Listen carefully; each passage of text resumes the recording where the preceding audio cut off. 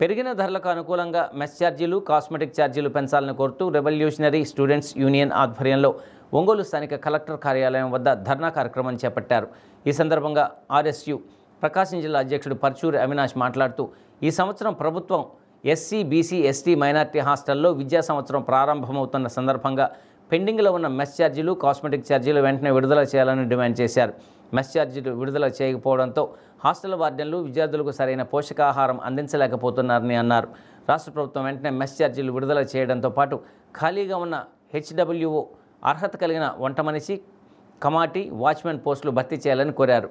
ఈ కార్యక్రమంలో ఆర్ఎస్యు నగర కార్యవర్గ సభ్యులు సందీప్, గోపి, అన్వేష్, సుబ్రహ్మణ్యం తదితరులు పాల్గొన్నారు.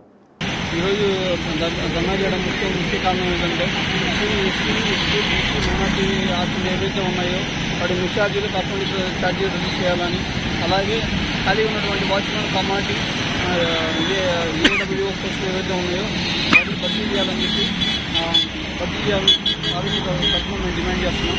అలాగే ఏదైతే మధ్యాహ్నం భోజన పథకం ఏదైతే ఉందో అది కూడా ప్రతి ఒక్క విద్యార్థిగా అందాలని, అలాగే హాస్టల్లో ఉన్నటువంటి ఎవరైతే విద్యార్థులు ఉన్నారో వాళ్ళ దుప్పట్లు, యూనిఫామ్ అన్నీ అందించాలని చెప్పి విద్యార్థి సంఘం యూనియన్లో మేము డిమాండ్ చేస్తున్నాం.